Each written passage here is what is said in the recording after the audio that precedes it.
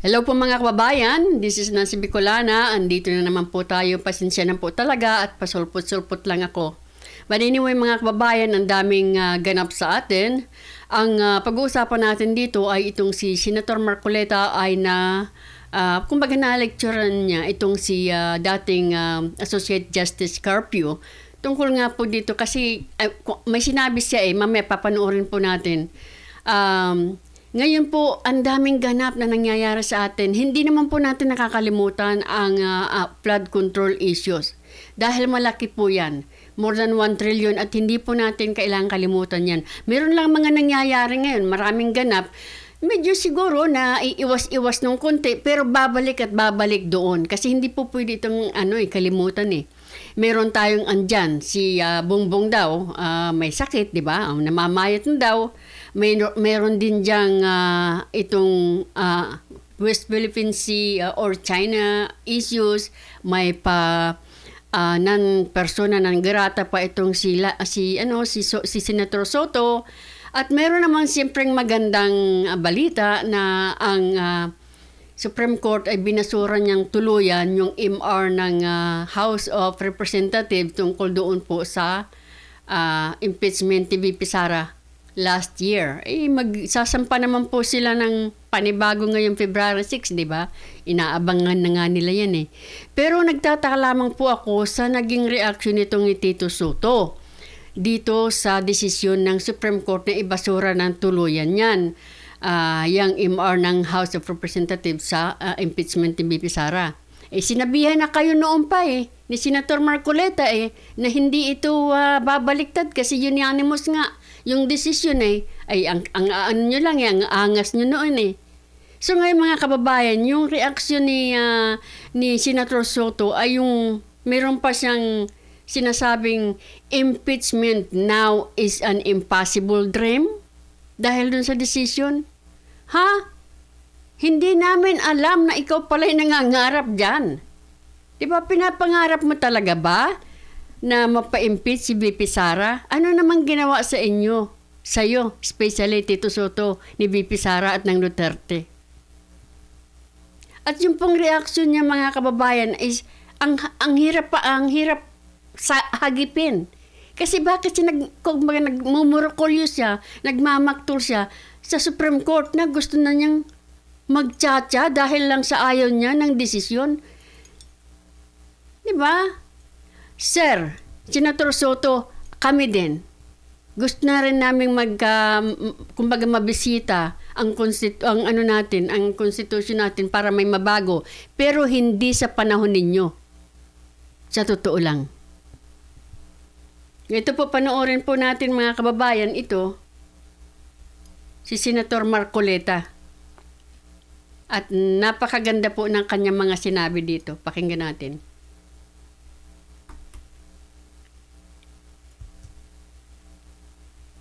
Presidente ng China, kundi ang kabatiran. Kasi di ba yun naman talagang trabaho na magkaroon po ng kabatiran ng marami nating kababayan ukol sa issue ng... And by the way, ano lang po itong West Philippine Sea na to para sa akin, pamumulitika po ito nila ng mga anti-Duterte. Wala po kasi silang masasabi sa atin na mapapaniwalaan natin. Pamumulitika po ito. Wala po kasi silang masasabi na kaming iboto mo sa 2028 kasi kami ganito. Sila po ba ay hindi nila masasabing anti-criminal sila dahil maraming kriminal na kumbaga yung pa ang niyayakap nila kaysa doon sa na disgrasya ng kriminal na yon. Hindi nila masasabi din na sila ay anti-corruption dahil tahimik sila. So, more than 1 trillion na ninakaw sa atin. And this is isang departamento lang po ito. Hindi pa po kasama yung ibang department. Ilang trilyon kaya ang ninanakaw sa atin. Ang tatahimik nila. Hindi rin po nila masasabing anti-droga sila. Di po ba? So wala po silang masasabi sa atin na maiinggan yung ibuto sila. Kasi mga kababayan, lalo na yung mga dilawan na yan, dekada po nilang hinawakan ang ating bansa, wala pong nangyari. So ito po ay may kasamang pamumulitika dahil kapag ginalit ang taong bayan, laging yung mukha nila ay mapapaskil dyan sa media at lahat. Pero wag po kayong padadala dyan sa mga yan. Kasi ito pong West Philippine Sea, ang issue na yan ay hindi po yan bigla lang sumulpot now. Paulit-ulit po nilang ginagamit yan. Kaya lang, lalo na ako, matanda na rin naman ako, marami na rin mga paulit-ulit na lamang po itong ginagamit nila laban doon sa kanilang mga kalaban kung sino man sila. Dadalhin nila lagi ang West Philippine Sea. Kasama po yan sa pamumulitika. Sa totoo lang. Maraming claimant dyan sa South China Sea. Pero hindi po, imbes na i-educate tayo, sinasabi nila, iba. Ito po. Tuloy po. West Philippine Sea. Oo nga, pero Sen. meron silang tuntunin na sinilitupad dyan. Oho. Meron silang tinatawag na measured transparency.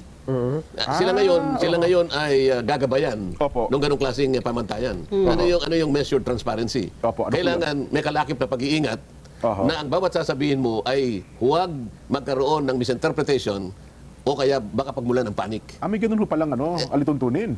Sila kasi merong yung strategic ito na paraan para ipakita sa China na ayaw nating ang ginagawa nila, pero may pamamaraan naman na sa maayos na Kaparaanan. Yes po, oo. So asa ng observance nito, di ba? So paano mo sisisihin ngayon na basta-basta? Sila lang naman yung tagapagsalita ng Chinese Embassy. Oho. So sabi niya,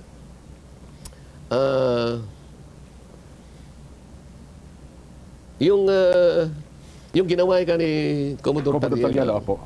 na statement Oho. kasama yung mga caricatures.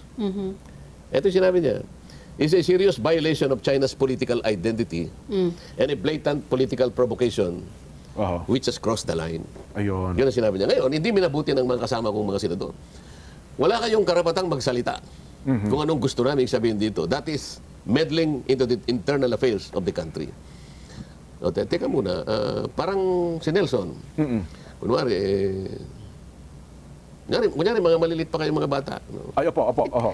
Ito maganda pong example ito mga kababayan. At saka, pinagtanggol talaga po nila ang kanilang presidente. Siguro naman po nakita ninyo si Tagliela, naka-uniform pa. Siguro okay naman lang po yun na kung ano man ang gawin ninyo kay sa presidente nila, kung journalist ka, kung ordinaryong mamamayan, kung ano ka, pero naka-uniform ka pa eh. Tagliela. Para kang para kang nanghahamon na eh. Tapos, di ba? Tapos, pag sinita kayo, wala na, ito na. Nauwi na sa persona non grata. Di ba? Ayan ang nangyayari sa ating bansa. Wala kasing leader na maayos. Binibiro ka niya kung ano yung sinasabi niya sa'yo. Nagsalita ka rin laban sa kanya. Pareho lang ang ganun. Oo. Nagkatuksuhan. Nagkatuksuhan. Huwag ka masyadong ikaw na una di ba? Yun. Ibig mo ba sabihin, nung tinuksuhan ni Nelson, nagsalita ka, sasabihin, ba't mo ginagawa? Ikaw na una Parang ganun lang yan Oho. Alam mo, yung sunog, kahit bata pag mawala ng sunog Ay, yes, totoo naman po yun. Yung bata kasi wala pa siyang yung tinatawag nating maturity. Hindi niya alam ano yung consequence ng gagawin niya. Lalaro siya ng Akala niya yung posporo pwedeng kiskisin kahit na di ba? nasa tabi siya ng dayami. Di ba? Oho. Hindi niya sinasadya yun Huwag sana tayong maging parang bata. Ayan. Pero kapag yung apoy na yung kumalat na, Isunog lahat. di ba? Opo. O pinag-uusapan natin ay international conflagration. Oho. Sinimulan ng isang bata. Hindi ko naman sinasabi yung makasama ko rin sa Senado ay puro bata. Opo. Pero Halimbawa lang po na. pag malaki na, Oho. hindi na bata ang papatay sa sunog. Oho. It will require somebody, siguro isang statesman, para sa ganun ay maano natin yung apoy, mapatay natin yung apoy, di ba? Kasi humantong pa Nelson, di ba? Doon sa punto na nagkaroon ng resolusyon. At yata mayroon pang suhestyon na magdeklara ng persona non grata ang ilang mga opisyalis ng China Embassy. Sen. Sa halip na humupa ay Yan. lalong pinalala ng mga sumunod na pangyayari. Oho. Dahil nagkapalit Kasi pinairal po yung galit. Pinairal na yung galit. ng mga pahayag Oo, Nung naging maanghang salita, nung sumagot ang Chinese Embassy, sumagot din sila ng mas matindi hanggang sa punto na may resolusyon na, Sen. Oho. Ito nga, dapat pinagtalunan namin sana ng Miyerkules. O, nag-aabang ko kami dyan, Sen. Akala Kasi ang nila, gusto nila, magbutuhan na kami nung parang Martes yun eh. tungkol doon sa resolusyon. Oo, resolution number 256 eh. Opo. Ang title niya dyan ay Resolution Expressing the Sense of the Senate in Condemning Recent Public Statements Issued by the Embassy of the People's Republic of China. Aha. May involve ang buong Senado rito eh. So, kailangan magbutuhan kami. Ayun, Ngayon, sa rules naman namin, teka muna, hindi na wala naman ganyan. Pagdibatihin muna natin yan. You are requiring the sense of Senate already to condemn. Isip, ang bigat naman ito, sabi ko nga sa inyo eh. Ngayon, dapat kahapon. Ngayon, ang sabi naman nila, sige, sa Lunes na. Pero mo yan, mga kababayan, kita nyo na? Sabi ko na talagang dinadaan nila sa galit nila. Hindi po malawak ang pag-iisip kasi biro mo, gusto na magbutuhan, buti na lang may adult. Nandyan si Senator Marcoleta. Napigitik mo na. Di ba? Ganyan ang magiging problema. Paano kung isa sa kanila ang maging leader ng bansa? O, galit ako ngayon. O, sige, persona non grata. O, sige, ano na?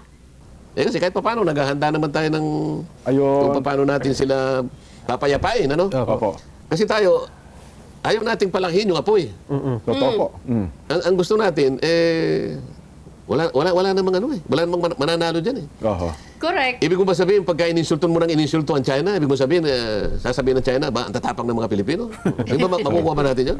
At sa huli nga, Nelson, di ba, parang dumating na sa punto, sige, wag na yung isa lang namin, o isa lang inyong Persona non grata. Lahat na kami. At handa kaming umalis dito. Kung kinakailangan, mag-alis na kami dito. Alis na kami. No? Iiwanan namin yung embahada ng China sa Pilipinas. O halimbawa, iniwanan nila yung sinara yung embahada.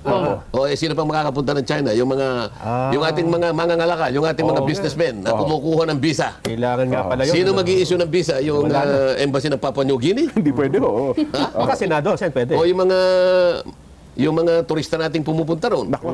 O paano? Oho. O halimbawa yung pupunta kami inimbita kami ng China. Wala nang mag-i-issue ng visa. Ako siguro pwede kasi meron akong diplomatic passport. Opo. O paano yung walang negosyante, walang visa? Yung pinakaano rito, yung ating mga negosyante. businessmen, mga Opo. negosyante. Ang dami nating mga negosyante. Paano yung mga nag-e-export? Opo. Paano yung nag-i-import? Paano yung mga OFW sa China, Sen? Mga kalahating milyon daw po yun. Paano gagawin? Halimbawa, sinabi niya, sige, ganyan ang gusto nating mangyari, ha? Oo. Kayo nagpasimula, pagkatapos nagsabi lang kami ng ganito, pagkatapos di-declare nyo kami persona non grata, pauwiin na namin lahat ng mga OFWs ninyo. Aray. Sana naman, kaya nga sinasabi natin, kaya natin dinidiscuss. Naalala mo ba nung sinasabi ko na ako'y inimbita ng... Opo, nabanggit niyo po yun doon sa Senado. Alam mo, magaling naman silang kausap eh. Sabi ko sa kanila, mabuti ka ako, Mr. Ambassador, dahil nga sa dami ng mga issue na parang meron tayong hindi pinagkakaintindihan ngayon. Pwede bang umpisahan natin, makahanap tayo ng mga bagay-bagay na pagkakasundo naman ang ating tinatahak? Tama, oho. Marami naman tayo magagawa eh. Magkasundo tayo sa isda muna, kako pang ganyan eh. Oo, maganda yan, sabi pa niya eh. Hindi ba kako, ang mga isda kako ay walang may-ari niyan eh. Wala. Ang isda kako ay para sa sangkatauhan. Para sa lahat po yan. Para sa lahat yan. Wala namang nakasulat na ang mga isda ay para sa inyo. Sila lang ang makakakain. Ang totoo niyan, sa marami ka akong desisyon ng mga international tribunals. Nagsimula ka ako sa Europe. Dahil yung Iceland, kinukubkub niya lahat yung... Sabi nung korte, meron ka lang preferential rights. Pero hindi mo kanya pwedeng pigilan ang Federal Republic of Germany at saka yung Netherlands Opo. na mangisda dyan. Mangisda rin sa lugar na yan. Oo. Sapagkat yan ay common. Yung Fishing grounds. Yung traditional fishing grounds. Nagawa nyo ka ako sa Vietnam. Tama. Hindi ba ako? Opo. Oo, sabi niya, nagawa na. In the year 2000. Sabi niya siguro, paano niya kaya nala? In the year 2000, nakagawa ka ng kontrata sa Vietnam at para maiwasan niyo yung pag-aaway-away, nagkaroon kayo ng agreement. Nagawa niyo rin ka ako sa bansang India. O palagi kayo nagtatalo rin ng India, di ba? Nagawa niyo yan para sa isda. O lalong-lalo na ako sa Japan. Meron din kayong iringan ng Japan. Pero nagawa niyo pa rin. Ba't di natin pwedeng gawin dito? Nagawa po natin yan. Kay Tatay Digong. Ngayon bumalik na naman. Ayan na naman sila. Di ba? Gusto lang talaga nila ng away. Siguro nitong mga anti-Duterte na to. Di ba? Ayaw nila talaga maumayos ang ating bansa. Di ba? Ay, hindi ko alam kung bakit. Paulit-ulit po nila yan. Hindi po ba kayo nagsasawa dyan? Hindi po ba po pwedeng unahin muna natin ang bansa natin? Bagbanat tayo ng banat dyan sa South China Sea na yan? Or West Philippine Sea? Hindi pa kayo nagsasawa dyan? Hindi lang naman po ngayon nangyari yan eh. Ang issue na yan, hindi lang naman biglang dumating sa buhay natin yan now. Pero sana naman, itong mga to, unahin muna natin ang ating bansa. Di ba? Wala na nga tayong maraming turistang nagpupunta sa atin para gumastos ng pera. O tingnan mo ang bansa natin. Nahuhuli.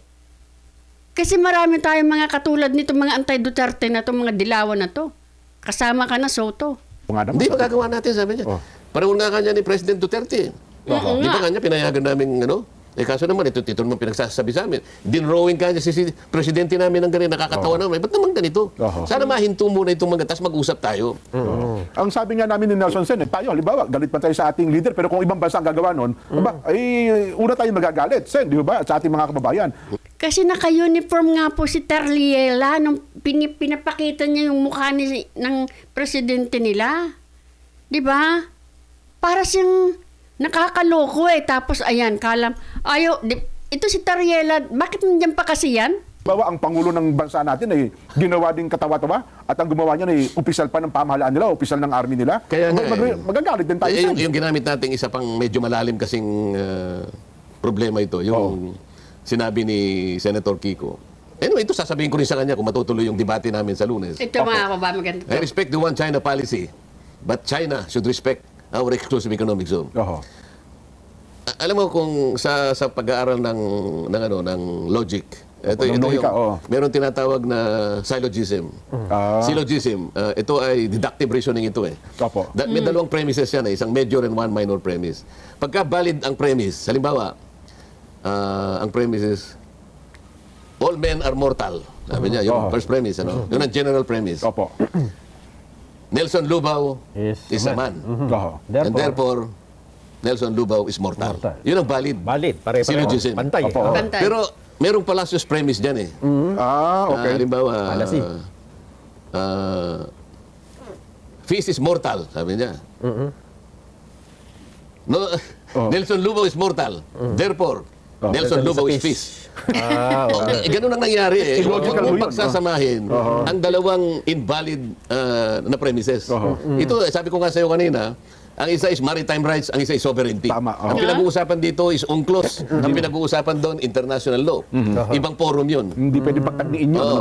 Ang magsesettle dito, ang pinag-uusapan, political recognition. Doon sa isa, wala pang korte kasi sa mundo ang mag-adjudicate kung sino talagang may-ari ng mga isla na yan kasi merong nakasasakop eh. Nananatili tayong pare-parehong claimants eh. So wag mong paghahaluin yun. Ngayon, anong pinag-uusapan natin? Nakahanda ba tayo para harapin halimbawa yung napaka-komplikadong issue ng West Philippine Sea? Ako sa tingin ko, sinasuggest ko nga, tawagin lahat ang mga stakeholders. Tawagin si Commodore Tarriela, tawagin ang DFA, tawagan kung sino yung tapos magtabag tayo ng international experts para magkaalaman tayo dito. Ako wala akong pretenses na akala mo nagagaling-galingan ako. Hindi. Magtanong. Nag-aaral lang ako sa meron lang akong konting kaalaman dito. Ngunit sa nakikita ko, hindi lahat naiintindihan ito eh.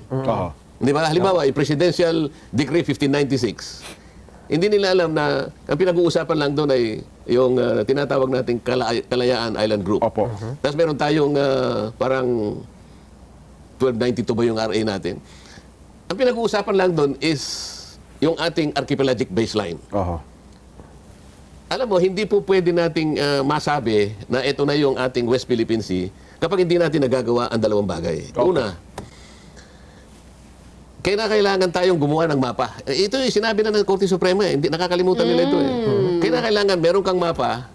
Primero mag-declare ka muna ng 200 nautical miles from your baseline. Yun ay referensya sa ating exclusive economic zone. At saka yung ating continental shelf. 200 nautical miles away from the baseline. Pag nagawa mo na yun, na-declare mo na yun, i-deposit mo yung declaration sa United Nations. Opisina ng Secretary General. Pero meron kang mapa. Aha. Itatanong ko kay General Tariela, tinanong mo ba yung NAMRIA? Kasi NAMRIA ang merong karapatang gumawa ng mapa. Oho. Nagkasundo na ba kayo ng NAMRIA para i-deposit yung mapa? Oho. Sasabihin sa'yo, hindi po. Paano mo? Hindi ka pa nakagawa ng ganito para nga pagbigyan ka na, kasi doon sa mapa, makikita mo na yung coordinates kung nasaan ang West Philippine Sea. Oho. Para maitala doon sa tinatawag nilang international holographics ng mga mapa. Para ngayon, officially, matala sa karagatan ng mundo na meron palang West Philippine Sea. Hanggat hindi mo nagagawa ito, hindi pwedeng tawagin pang gano'n. Pwede nating tawagin, bakit hindi? Paano yung coordinates? Ng buong mundo, di ba? Yung kaalaman ng lahat. Yung Ito yung, dumadaan doon. sana aralin nating mabuti. Para hindi tayo nagmumukhang nakakahiya. Hindi ba, meron tayong kasabihan eh. A little learning is... Dangerous. Talagang dangerous. Dangerous. Tingnan mo ngayon. Baka layasan tayo ng China. Huwag naman sana. Sana humupa ito, yun ang ating kagustuhan. Pag-usapan nating mabuti at huwag yung basta na lang tayo nagpapatutsadahan. Merong isang, yung dating na, National Security Advisor, pakita natin. Opo, Tingnan mo, meron din siya sinabi. Baka akala Norberto nila tayo, Gonzales. baka akala ng mga tao nakikinig sa atin, tayo lang ang merong ganitong pangamba. Opo. O pwede, direct, baka naman gusto mong... Nakapanayam ata si Norberto Gonzales at yan din ang naging paksa nila, Senro. Siguro, narinig ko lang eh. Iparinig nga po natin direct yung punto ni Secretary Norberto Gonzales. Normally, hindi tama. Pero ang problema natin, mukhang may breakdown tayo ng policy natin sa international. Hindi malinaw ang mga guidelines natin. Kaya yung mga katulad ni Tariela ba yun? Yung mga katulad yan, gumagawa ng sariling aksyon. Kasi dapat malinaw ang mga guidelines yan, lalo ganyan, no? Sensitive ang ating issue sa China. Pinapakialaman mismo ng Pangulo yan. Pero tingnan mo ginawa ni Tariela. O, tapos, sa halip na pagsabihan natin si Tariela na hindi tama yung kanyang ginawa, may mga sa lipunan natin, ang medyo lalo pang dinadagdagan yung ginawa ni Tariela. Ito po mga kababayan. Papatuloy po natin yan kasi hindi nila tinuloy eh. Ayun. So, iwanan natin ang... Hindi nila tinuloy eh. So, itong gagawin natin, ipapakita natin yung the whole thing na sinabi niya. Inihayag gayon ng dating kalihim ng Department of National Defense na si Norberto Gonzales na nagkakaroon ngayon ng breakdown sa leadership ng gobyerno. Ibig sabihin, hindi kontrolado ng Pangulo ang mga ahensya ng gobyerno na nasasakupan niya na nagpapalala ng problema ng Pilipinas at China. Narito ang balita ni Almar Forzuelo. Pinagdududahan ko yun na ang tinitingnan lang doon para maging popular sa susunod na eleksyon. Diba? Ito ang naging reaksyon ng dating kalihim ng Department of National Defense o DND na si Norberto Gonzales matapos kundinahin ng ilang mga senador ang embahada ng China dito sa Pilipinas. Nag-ugat ang pagkundina ng mga senador matapos na pumalag ang ilang opisyal ng Chinese Embassy patungkol sa tila paninira umano ni Philippine Coast Guard spokesperson Jay tingnan mo yan. Tariela kay Chinese President Xi Jinping sa isang seminar. Para sa dating kalihim ng DND, sinabi nito na hindi tama ang ginawa ni Tariela. Normally, hindi tama. Pero ang problema natin, mukhang may breakdown tayo ng policy natin sa international. Hindi malinaw ang mga guidelines natin. Kaya yung mga katulad ni Tariela ba yun? Ang mga katulad yan, gumagawa ng sariling aksyon. Binigyan din ni Gonzales, dapat malinaw ang mga guidelines mula sa Pangulo patungkol sa pagbibigay ng pahayag laban sa ibang bansa para hindi na gumawa ng sariling aksyon ang isang tagapagsalita lang ng PCG. Kasi dapat malinaw ang mga guidelines yan, lalo ganyan, no? Sensitive ang ating issue sa China. Pinapakialaman mismo ng Pangulo yan. Pero tingnan mo ginawa ni Tariela. O, tapos, sa halip na pagsabihan natin si Tariela Diba? na hindi tama yung kanyang ginawa. Yun na. Kita nyo, naka-uniform pa siya. May mga sa lipunan natin, ang medyo lalo pang dinadagdagan yung ginawa ni Tariela. Kasunod dito, sinabi ni Gonzales na nag-o-overreact lang ang ilang senador patungkol sa issue. Palagay ko medyo sumusobra naman ang, o kaya overacting tayo, overreacting sa nangyayari. Nakikita natin, bakit yung threat na paalisin natin, gagawin natin persona na nagdirata ang China. Sa tingin ko, overreaction yun. Bagamat nilinaw ni Gonzales na hindi siya natutuwa sa mga ginagawa ng China laban sa Pilipinas, pero hindi anya mabibigyan ng solusyon ng isang problema ng isang pagkakamali. Hindi ko pa sasabi na natutuwa ako sa ginagawa ng China, no? Pero wag mo namang gantihan yan ng mga bagay na hindi rin nakakatuwa. Wag mong bigyan ng solusyon ng kamalian, ng another kamalian. Pakita natin, disente tayong tao. Paglilinaw pa ng dating kalihim, Pakita natin na disente tayong tao. Tariela. Ikaw kasi nauna eh. pinuna ka lang, nag-react naman itong mga senador. Ayun na, nauwi na sa ipapapersona ng grata. Tama ba yun?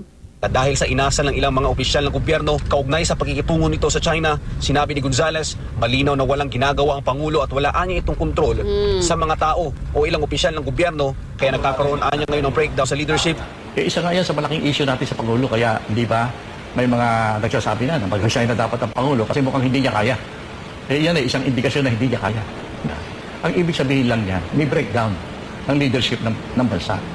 Kaya walang control. Hindi natin masasabi na hindi kontrolado. Wala naman nagkukontrol eh. Yan ang problema natin. Dahil sa pagsasawalang bahala ng Pangulo, natatakot ang dating DND chief na baka lumala ang problema sa pagitan ng Pilipinas at China. Ang masama, sa nangyayari, para baka ang reaksyon hindi nang gagaling sa dapat na nagdidesisyon bilang representante ng bansa natin. Baka luluba ang problema natin sa China na hindi natin pinagdesisyonan bilang isang bansa. Dinesisyonan lamang ni Soto at ng mga senador. Nag-anggulo di ba? So yan po ang kabuuan ng ipinapakita ni Senator Marcoleta. So yan, magkakaintindihan tayo, no? Dapat sa mga sensitibong mga pagsasalitang ganyan, ikonsulta muna doon sa talagang tagapagsalita. At kung kinakailangan na kunin yung approval ng opisina ng presidente, sapagkat sa ating saligang batas, siya ang arkitekto ng ating international relations. Para hindi tayo malagay sa alanganin, sa kahihiyan, at lalong-lalo na sa isang bagay na baka hindi natin pare-parehong pakinabangan. Meron kayong kasama sa Senado, Sen, na nag-vlog pa nang tila yata ang sabi parang yung ibang senador nito, daig pa yung Chinese kung makapagtanggol sa China.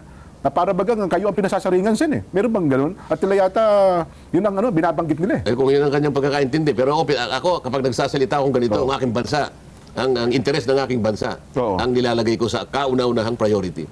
Dahil kahit ano pa sabihin mo, insultuhin mo araw-araw ang China. Because, aalis ba yung China? Ha? Baka hindi. At saka mismo ang DFA nagsabi Jen, na pagka meron kang mga issue na gusto mong ipahayag, ang foreign heads of state and government in particular should be off limits or at least treated with respect regardless of our personal views. Talagang hindi po pwede. Totoo. Isasali mo yung head of states. May mga subject matter expert na dapat dyan. Itong binabanggit ko natin sa yung binabanggit ko kanina, yun palang senador, nung sa kanyang binabanggit na, anong tawag doon, yung sa kanyang vlog, ay in 72 hours, ay 815,000 views. Pero nung kayo pala, gumawa rin pala kayo ng vlog at sumagot din pala kayo, Sen. At sa pinakahuli, within 48 hours, ay meron na po kayong 2.5 million views at 111,000 likes. Yun po ang Sen. Okay, paliwanag mo yung significance yan. Ako hindi ko masyadong Mukhang bilang na yan. mas maraming interesado sa paliwanag po ninyo kaysa sa doon sa pinupunto nung kapwa nyo senadora, kapwa nyo senador, Sen. Ayun nga, itatanong ko sa inyo, ibig ba sabihin kinatigan yung ating pagpapaliwanag? Mas gusto nilang pakinggan ang inyong paliwanag po. Yun lang, kasi yun ang gusto kong kayo magpaliwanag. Kasi Ako din, gustong-gusto kong naririnig ang paliwanag ni Senator Marcoleta, kaya palagi akong nakikinig sa kanya. mamaya kung magsabi, Na isineshare ko naman sa inyo. sabihin na naman nila, itinatayo natin na sarili nating bandera. Hindi naman ganun. Meron pang isang naalala ko yung post ng isang, ito, lagi nating binapag ito, yung retired Associate Justice. Ayan na. Sabi niya, para niya meron kang kapitbahay na nag-squat sa bahay mo sa bakod mo. Nung nag-squat siya, sasabihin mo bang friend? Wala, grabe naman talaga ito si dating Associate Justice. Ang hilig-hilig, pagka nandyan na yung West Philippine Sea issues, bigla po yung lalabas. Parang magnet sa kanya yan Hindi kapitbahay ba yan?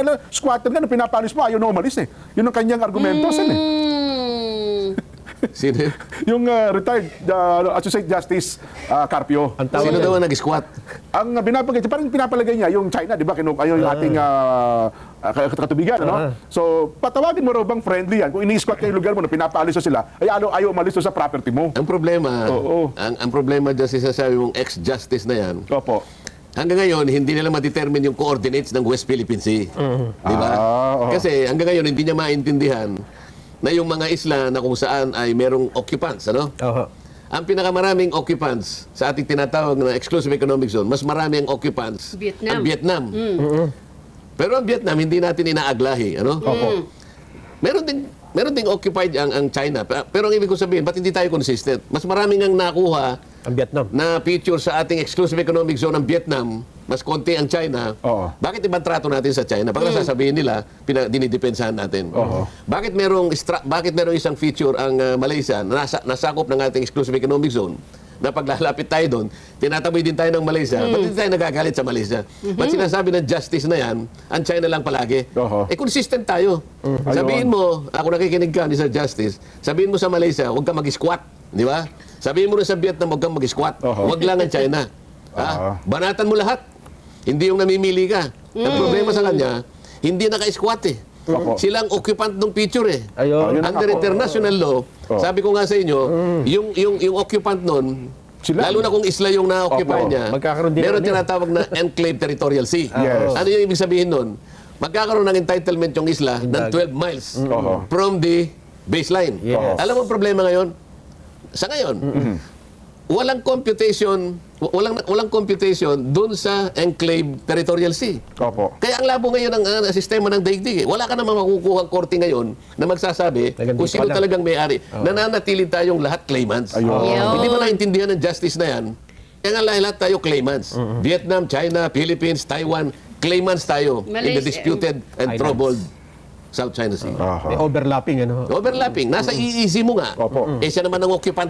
Oo. Pambira naman justice. Pinakamabuti. Tapos sasabihin pa niya, may sinabi siya eh. Opo. Si Marcoleta kanya, yan ang pinaka Mababa. mababang klaseng abogado. Parang yung kasama din daw niya. Low level. Okay lang sa akin yun, Jen, di ba? Opo, opo. Ako pwede ko pa sabihin sa kanya, yung retired justice na yan, yung pinakamagaling na abogado sa buong Ay, Pilipinas. tama naman yun. Ako sang-ayon din naman ako doon. Oh, yan. Mas magaling pa Para- sa Supreme Court yan, Sen. Para wala siyang masabi. Opo. Oo.